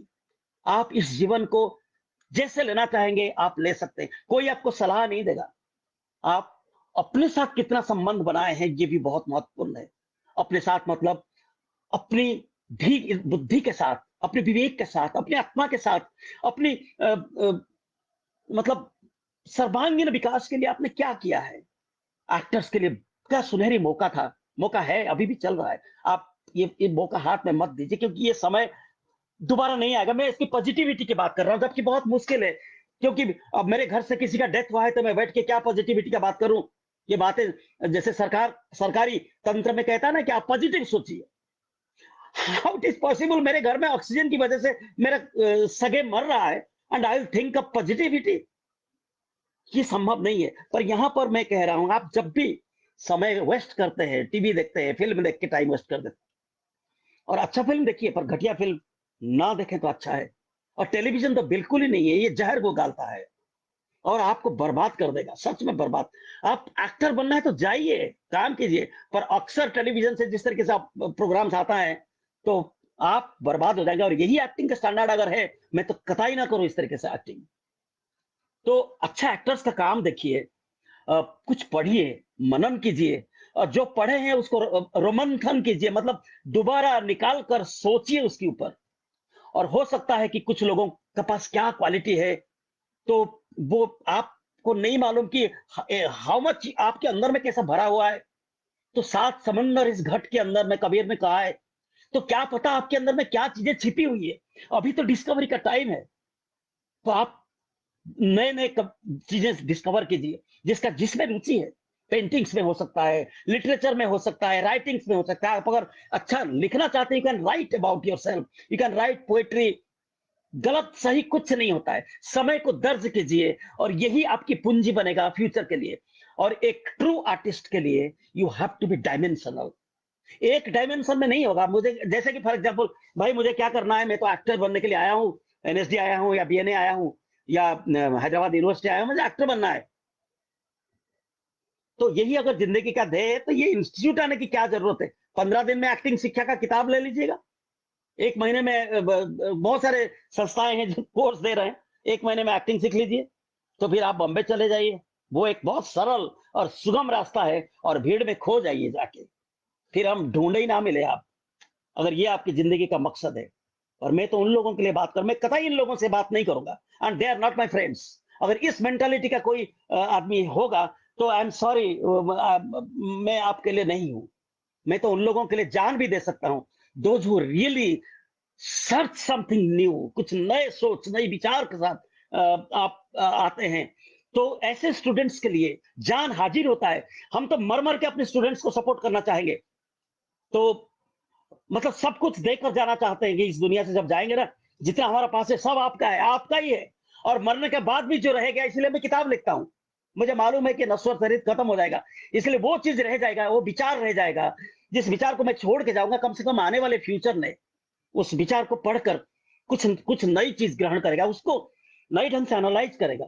तो इसीलिए आप डायमेंशनल बनिए। एक आर्टिस्ट बनने के लिए सिर्फ एक्टिंग, जिसको हम कहते हैं कि हमारे शरीर अच्छा होना चाहिए, वॉइस अच्छी नहीं चाहिए और दिमाग थोड़ा सा हो तो आप डायलॉग याद कर लोगे, ये नहीं है, ये बिल्कुल नहीं है। Actor should be multi dimensional. Multi dimensional आपकी कला की हर विधा को टच करना चाहिए। You must be an architect, you must be a painter, you must be good orator, you must be a voracious learner, a reader. Ibrahim Alkazi के बारे में हमने सुना है। हमने सर के साथ काम करने का अवसर राष्ट्रीय नाट्य विद्यालय नहीं मिला था, पर बाद में मुझे मिला है। पर हम उनका उस तरीके से स्टूडेंट नहीं बन पाए, पर जो उनके स्टूडेंट्स हैं वो ये बात कहते हैं कि अलका जी बहुत सारे विधाओं में बात करने के लिए, मतलब he can talk hours on politics, on economics, on political science, on philosophy, on anthropology, theatre को छोड़कर on paintings, on music.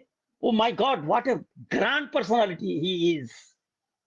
ऐसे ही लोगों की जरूरत है, ऐसे ही लोगों का। अब ये लोग तो चले गए दुनिया से, पर यंगर जनरेशन में मैं वो स्पार्क देखा हूं। हमारी जनरेशन भी अब धीरे धीरे आगे बढ़ रही है, जा रहा है एक एक करके। पर आपकी जनरेशन जो अभी है, हमारे बच्चे, आपके अंदर में हम स्पार्क देखे हैं।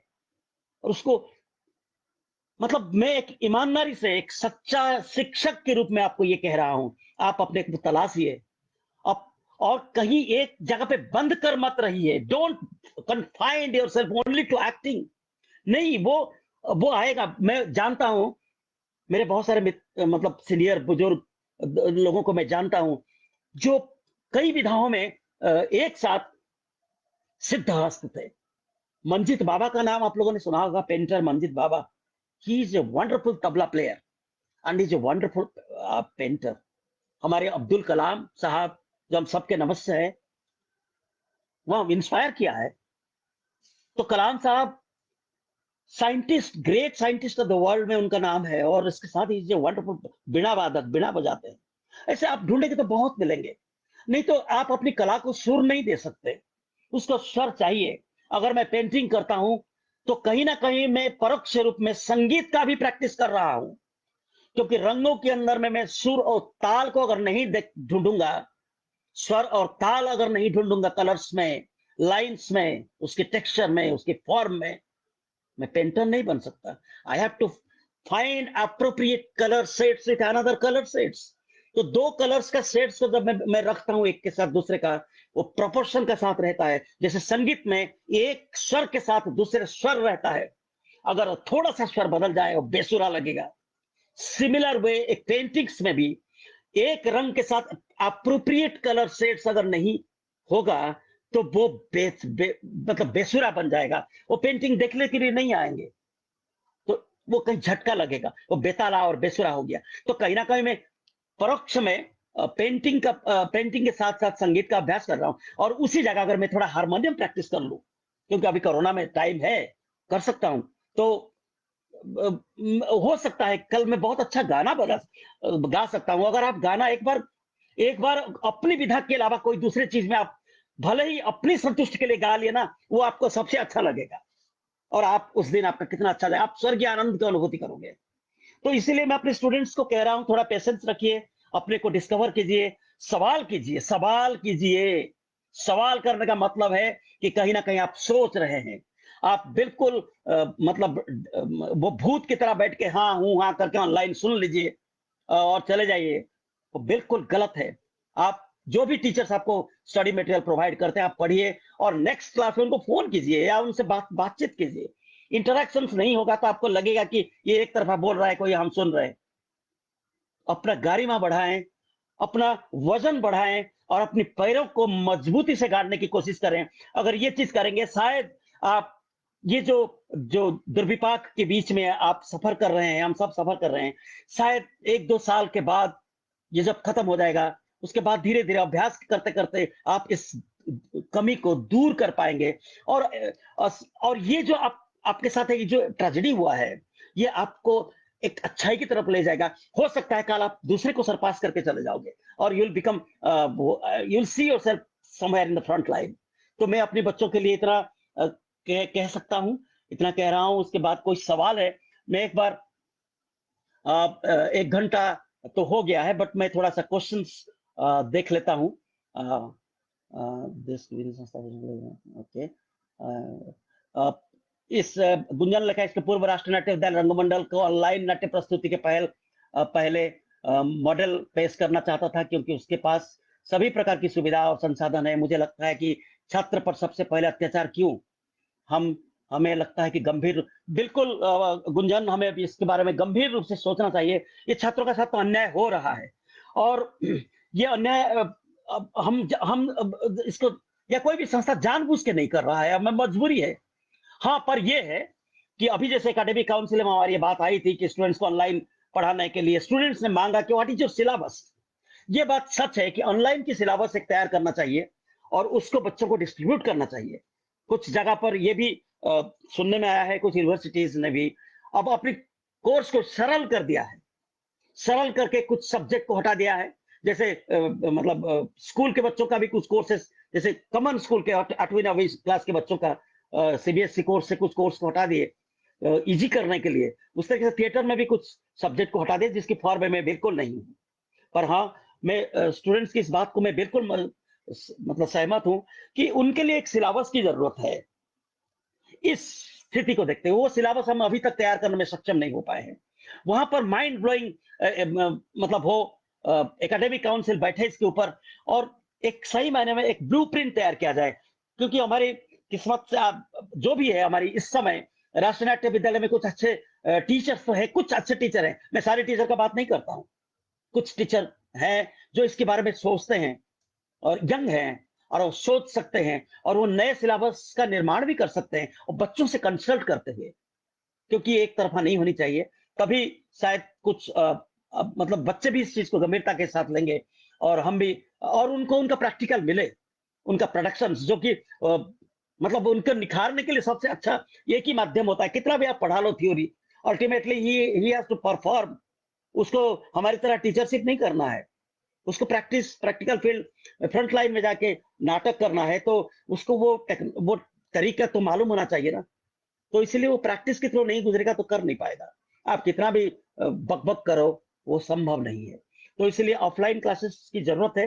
फिजिकल क्लास, जैसे कल पुंज ने लिखा था हमें ऑनलाइन नहीं ऑफलाइन, क्या फिजिकल, वर्चुअल नहीं फिजिकल चाहिए। हाँ, हमें बिल्कुल फिजिकल चाहिए, फिजिकल तो चाहिए ही चाहिए। और वो अब शायद मुझे उम्मीद लगता है कि 3 महीने के अंदर ये संस्था खुल सकता है, क्योंकि कोरोना शायद अभी धीरे धीरे बहुत स्लो प्रोसेस में नीचे जा रहा है। तो रंगकर्मियों की चुप्पी पर भी कोई बोल दीजिए सर। ये रंगकर्मी बिल्कुल चुप मत रहिए, मुंह खोलिए और जो आपको आता है वो बोलिए। आप बिल्कुल किसी के दबाव में मत रहिए। हमने अक्सर देखा है, हम लोग थोड़ी, इसका कारण बताऊं पुंज क्या है। हम लोग सारे कॉम्प्लेक्स हैं, सारे कॉम्प्लेक्शन में घिरे हुए हैं। कोई इंफीरियरिटी कॉम्प्लेक्स में है, कोई सुपीरियरिटी कॉम्प्लेक्स में है, पर कॉम्प्लेक्स तो कॉम्प्लेक्स है, दोनों गलत है। और कोई अब सोचता है कि भाई मैं अगर बोलूं तो कल मैं मुझे उसकी नजर में आ जाऊंगा और वो मुझे ऊपर गलत मतलब धारणा देगा और मेरा बहुत सारे काम भी रुक सकता है। ये बात बिल्कुल सच है। इसका हम सब शिकार है, हम सब शिकार है। मैं तो बहुत बुरी तरह से इसका शिकार हूं और आज मुझे ये बोलने में कोई संकोच नहीं है। जब मैं फ्रीलांसिंग के दरमियान 90s की, 2000 की शुरुआत के दशक में 20-25 साल में फ्रीलांसिंग किया, लोगों का दया के ऊपर भी कई बार जिंदा रहना पड़ा है। अब मजबूरी था, घर चलाना था, इसलिए कई जगह पे चुप हुए हैं। पर कम से कम जो बोल सकते हैं वो ब्लंटली बोलिए, क्योंकि आप अगर बोलेंगे नहीं, आप अगर चुप रहेंगे तो आपको दबा दिया जाएगा, आप खत्म हो जाओगे, आप कहीं नहीं रहोगे। आप बोलोगे, आपकी आवाज पहुंचेगा, वहां तक पहुंचेगा जैसे पानी में एक कंकड़ डालो, एक शांत तालाब में कंकड़ डालिए, तो वो लहरे किनारे तक पहुंचता ही है, देर सवेर पहुंचेगा। तो मेरी आवाज जो आज आपके सामने मैं बुलंद आवाज में बोल रहा हूं, बहुत ब्लंटली बोल रहा हूं, ये जानते हुए कि मेरा बहुत नुकसान हो सकता है, I don't care for that. मैं उस स्थिति में अभी हूं कि मैं केयर नहीं करूंगा, बिल्कुल नहीं करूंगा। मैं जहां 2 रोटी खाना है वहां 1 रोटी में गुजारा कर लूंगा, पर जो गलत है मैं बोलूंगा। मैं ये सेंट्रल विस्टा प्रोजेक्ट में जो, मुझे कोई एतराज नहीं है, पर हमारी जो जो धरोहर, जो जो हमारी मतलब हेरिटेज बिल्डिंग तोड़ने की बात आई, मेरे को बहुत गुस्सा आया था और मैं ब्लंटली रिएक्ट किया था। तो उसका मुझे पता है उसका नुकसान होगा, मुझे कोई भी संस्था काम नहीं देगा, and I don't mind for that. मैं अपने लिए काम जुगाड़ कर सकता हूं। ईश्वर ने मुझे मुझे बहुत अच्छा एक वरदान दिया है, वो पिछले 5-7 साल 10 साल से आया है, वो लिखने का वरदान। इससे बड़ा वरदान कुछ नहीं है। मैं वो भी लिखूंगा कि मैं एक बार आवाज जरूर उठाया था। नहीं तो मैं अपनी फ्यूचर जनरेशन, मेरे बच्चे जब बड़े होके मुझे पूछेंगे, जब ये सरकार तुम्हारी बिल्डिंग तोड़ रहा था तुम मुंह बंद करके क्यों बैठे थे, तो कम से कम मैं उसकी नजर में तो गिरूंगा नहीं कि मैं बोला था, भले ही वो गिलहरी की तरह रामायण की वो सेतु में थोड़ा सा रेत डाला हूं, मुझे मालूम है कि उसमें सेतुबंध बनेगा नहीं। मुझे मालूम है कि मैं हमारी या पुंज जैसे मेरे जैसे लोग या राजेश कुमार जी, राजेश सिंह जी वगैरह लिखते हैं, उससे कुछ होने वाला नहीं है, पर कम से कम अपनी नजरों से गिरेंगे नहीं। और ये सबसे बड़ी हार होती है जब आप अपनी नजरों से गिर जाते हो। इसलिए मैं आर्टिस्ट समुदाय से हाथ जोड़ के विनम्र अनुरोध करता हूं, आप आवाज उठाइए, आप अपनी नजरों से मत गिरिए। आप हमारे लिए इंडिस्पेंसिबल है, इस देश के लिए आप अपरिहार्य अंग है। कला को छोड़ दिया जाए तो ये देश में शैतान राज करेंगे, बिल्कुल शैतान राज करेंगे। आप बचा रखे हो, ह्यूमैनिटी को बचा के रखे हैं इस देश के कलाकार, इस देश के साहित्यकार, इस देश के चित्रकार, इस देश के इंटेलेक्चुअल वर्ग, सोचने वाले लोग। तो इस वही जो बचा हुआ है मानवीयता, वो खत्म होने मत दीजिए। तो मैं इतना कह सकता हूं। तो इस चीज को बहुत गंभीरता से लीजिए और सीरियसली सोचिए, बिना डर के, निडर होकर। डरना नहीं है, क्योंकि जो डरता है वो उसकी आंखों में चोर नजर आता है। जो सच बोलता है उसकी आंखें हमेशा ब्राइट चमकता है, वो एक आभा मंडल क्रिएट करता है। आप उस आभा मंडल में जिंदा रहना चाहेंगे, या डरपोक की तरह सर झुकाए जिंदा रहेंगे, या आपके ऊपर डिपेंड करता है। यू थिंक ओवर इट बहुत सीरियसली, क्योंकि अब समय नहीं है। इस देश बहुत एक गलत समय पे जा रहा है, एक बहुत क्या कहते हैं वो बहुत सीरियस टर्न लेने वाला है और ले रहा है। कोविड की वजह से एक नई सोच और नई विचार कि का पनप रहा, उदय होगा, होने वाला है, हो रहा है। इकोनॉमिक क्राइसिस आएंगे, आपको अभी मालूम नहीं पड़ रहा है, अभी तो थोड़ा सफरिंग शुरू हुआ है। पर आप सोचिए, जरा जरा कमेंट बंद करो।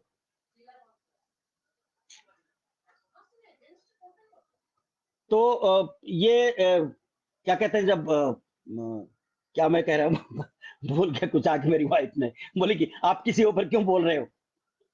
मैं वही वाली बात है, वो तो हर जगह होता है। घर की गृहिणी होते हैं और सोचते हैं कि बस हम ही खुश रह जाएं, हम ही सुरक्षित रह जाएं।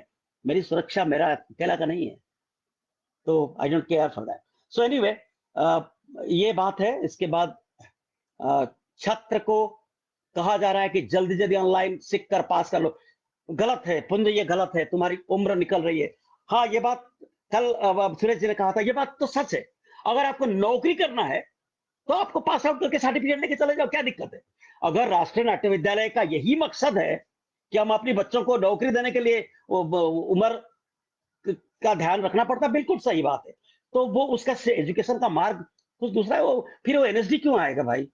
वो तो किसी कोई भी संस्था में जाके एक सर्टिफिकेट डिग्री ले ले। कोई भी यूनिवर्सिटी में नाम बता दूं तो ऐसा यूनिवर्सिटीज है जो आपको जाने की भी जरूरत नहीं है, घर में सर्टिफिकेट पहुंच जाता है। तो सर्टिफिकेट लो, जाओ नौकरी कर लो। आजकल बहुत सारे टीचर जॉब मिल रहा है। अगर जिंदगी का यही ध्येय है तो, अगर इससे ऊपर कुछ है तो उसको तो सीखना पड़ेगा। बस ये और बिना काम सीखे निकल निकल जाओ, मैं आई डोंट, मैं इसे इत्तेफाक नहीं रखता। खैर खैर, मेरी मिट्टी अलग है, मैं ये सब चीजों के बारे में ज्यादा बात नहीं करूंगा। I am a different man of different taste and nature. पुंज रंगकर्म की चुप्पी पर भी कुछ बोलिए, बोला अभी दुर्गा शर्मा सर, आप मैजिकल टीचर है। पता नहीं मैं मैजिक हूं या तुम्हारे अंदर मैजिक है, तुम मैजिकल हो ताकि टीचर खींचता हुआ चला आए। बच्चों के अंदर में होता है ना मैग्नेट, उस बच्चे के पास हम जाना चाहते हैं। कोई जरूरी नहीं कि टीचर का पास मैग्नेट तो स्टूडेंट्स उसके पास खींचा चला आएगा। कभी कभी बच्चों का पास भी होता है। तुम्हारे अंदर में हमने वो चीज देखा है Durga. Thank you for your compliment. और अ, हम कि तुम्हें डायरेक्टली पढ़ाया है ना, मैं तुम्हारा टीचर रहा हूँ 2002-3 के आसपास, जब तुम स्टूडेंट थी। तो मुझे याद है वो दिन।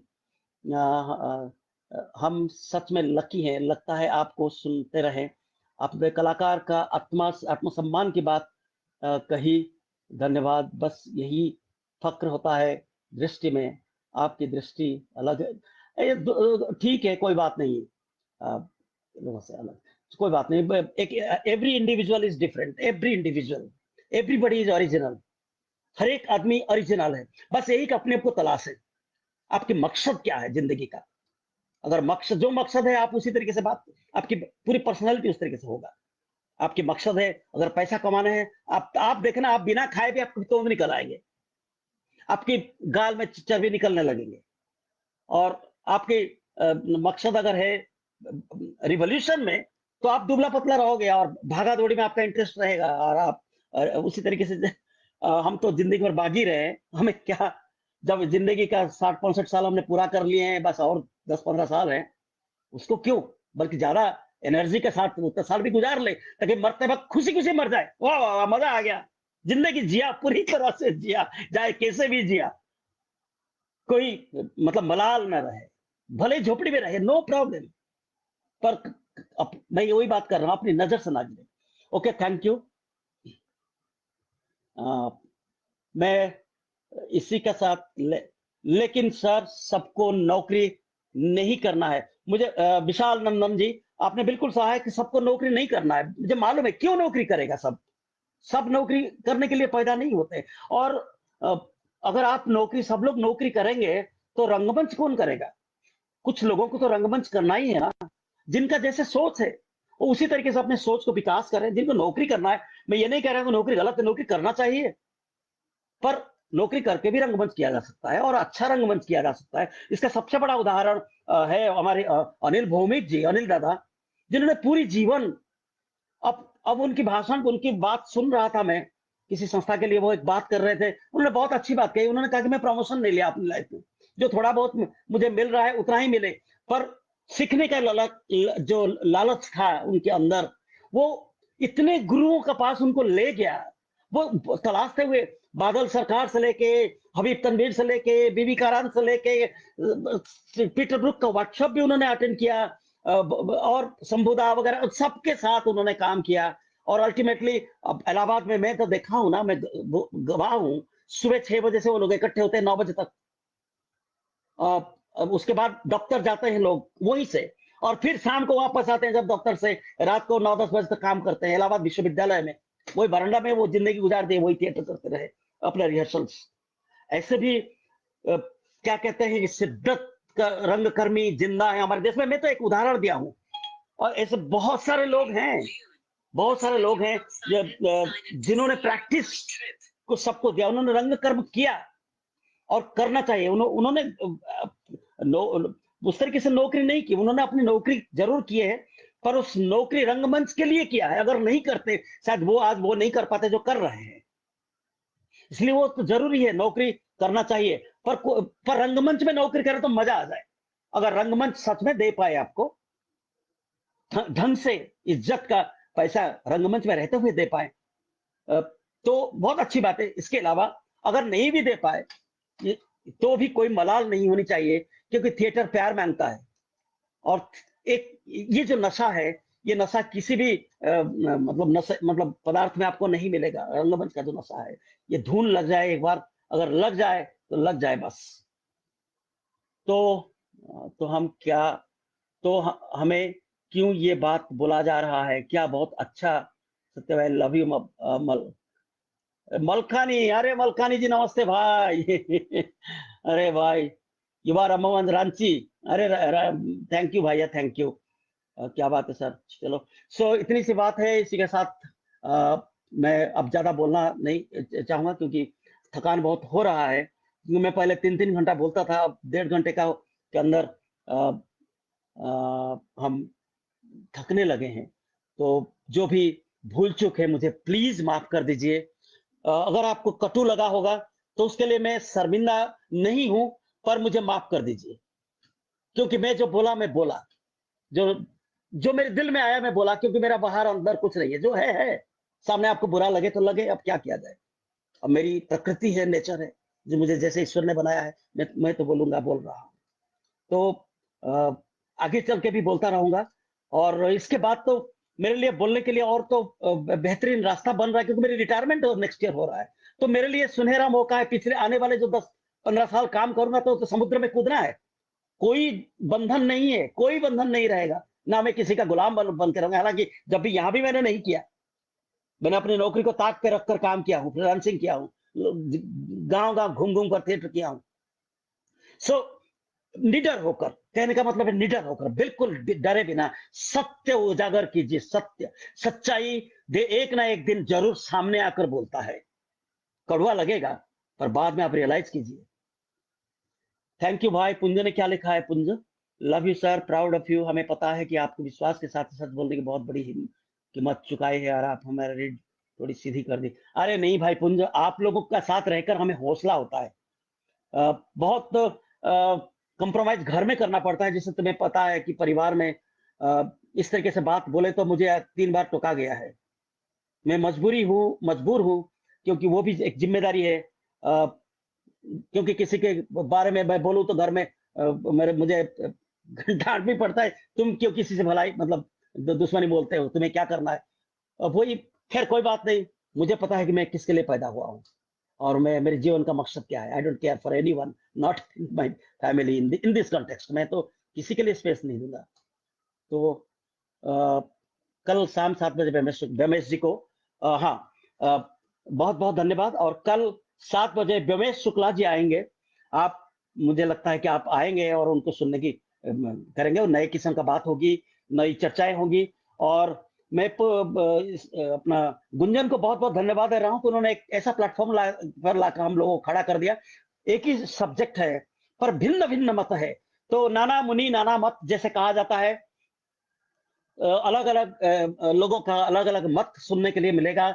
इसमें बड़े बड़े लोग आ रहे हैं, भानु जी आ रहे हैं, कीर्ति जी आ रही हैं, अनुमय शायद आएंगे, अभिलाष आ रहा है, one of the intellectual of Indian theatre. उनको सुनना एक मतलब वो होता है, आनंद अनुभूति होता है। मैं अभिलाष को कई बार सुना हूँ, और छिप कर भी सुना हूँ। कई बार बताऊं, दरवाजे के पीछे खड़ा होकर सुना हूँ। एक अलग अनुभूति होता है। शुरू शुरू में बिल्कुल स्टार्टिंग की फेज में 90s में, मैं एक बात आज कन्फेस कर रहा हूँ, तो मेरी विचार थोड़ी सी अलग था। तो लग रहा था शायद कहीं बहुत ज्यादा गैप है। इस अभिलाष जी, अनु मैम जिस तरह से थिएटर करते हैं, और हमारे रंगमंच में बहुत ज्यादा गैप है। पर विगत 20 साल के दरमियान मैंने ये चीज महसूस किया है, कोई गैप नहीं है। हम एक दूसरे का पूरक है। अगर हमारा काम है तो उनका काम है, उनका काम है तो हमारे काम है। तो सुनना बहुत जरूरी है, तभी तो हमें पता चलेगा what is a concept, what concept he brings, क्या नई विचार लेकर आते हैं। तो उनके अभिलाष के पास जबरदस्त लंबे समय का अनुभूति है रंग कर्म को लेकर, क्योंकि एकेडमिक्स में जितने स्ट्रांग है, उतना ही वो प्रैक्टिस फील्ड में और न्यू एक्सपेरिमेंट्स में। इसी तरह अन्नू मैम का भी, अब भानु जी एक लंबे समय तक प्रैक्टिस में रहे हैं, और इस तरीके से लोगों को सुने तो शायद हमारा ज्ञान, या ज्ञान क्या कहूंगा, हमारे इंफॉर्मेशन का जो घंटा घर है वो थोड़ा और ज्यादा स्ट्रांग और सशक्त होगा। तो आपको बहुत बहुत धन्यवाद। आप लोगों को सबको नमस्कार, प्रणाम, सादर प्यार। अपना गुंजन है, और पुंज है, ये लोग, दुर्गा है, जो लोग मैं जानता हूँ, जो, और शिबू है। वाह, शिबू गौर यहाँ पर है, और बाकी जो लोग अभी देख नहीं पा रहा हूँ, जो मित्र लोग यहाँ पर आए हैं मुझे सुनने के लिए, हमसे एक रूबरू होने के लिए, जो कष्ट किए हैं, उन सबको अशेष धन्यवाद। और खुश रहिए, ध्यान रखिए कोरोना के समय में। ये समय बहुत जल्दी गुजर जाएगा, फिर मिलेंगे, प्रैक्टिकली मिलेंगे, पर्सनली मिलेंगे, गले लग के खूब रोएंगे, हंसेंगे, एक दूसरे को पिटेंगे, मारेंगे, वो कम की हो जाए तो मजा आ जाए। तो थैंक यू दोस्तों, थैंक्स अ लॉट। नमस्कार, शुभ रात्रि।